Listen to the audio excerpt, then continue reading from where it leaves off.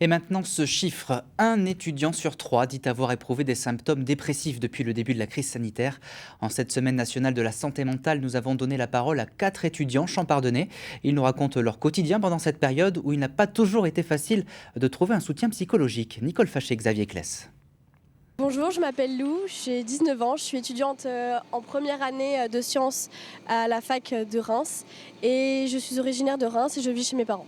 Je m'appelle Sacha, j'ai 19 ans, je suis en troisième année d'études de droit à l'Université de Reims-Champagne-Ardenne et je suis originaire de l'Aisne et aujourd'hui j'habite seul à Reims. Je m'appelle Andrea Deprez, j'ai 20 ans, je suis étudiante en droit en troisième année. Je viens des Ardennes et j'habite seule en appartement sur Reims. Je m'appelle Maxence, j'ai 19 ans et je viens de Bruxelles.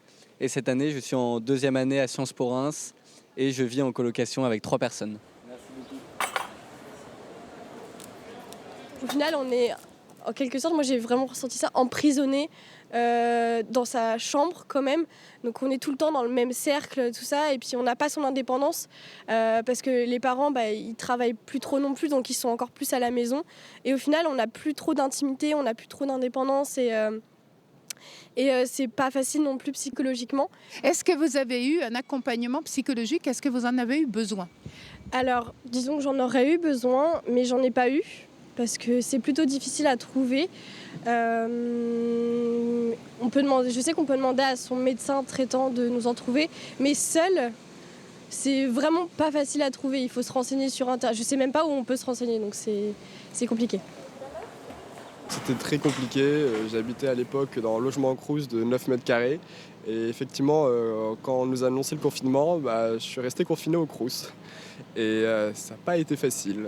J'ai eu de nombreux problèmes, notamment au sein de ma famille.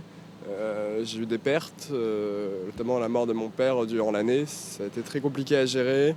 Donc effectivement, j'ai eu besoin d'un suivi psychologique que l'université n'a pas réussi à me trouver. Et donc je suis allé voir la FAGE, qui est la Fédération Générale des étudiants, qui a réussi à me trouver un psychologue pendant 2 mois et ça m'a vraiment aidé.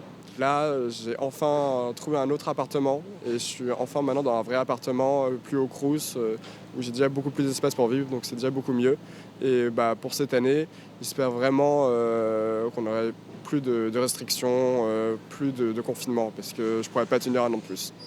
C'était vraiment très compliqué de s'en sortir tout seul. Les parents, ils sont là, certes, mais c'est pas un vrai suivi de quelqu'un qui nous écoute profondément, qui nous accompagne, etc.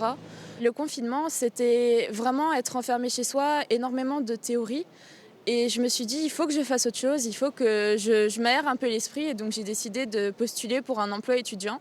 Ça a fonctionné, je travaille en complément des cours et ça fait vraiment du bien. Ça allait pas très bien et du coup, j'ai demandé au pôle santé de Sciences Po de m'orienter vers une psychologue que j'ai vue à Reims 2 fois. J'ai aussi vu une psychologue chez moi à Bruxelles par téléphone.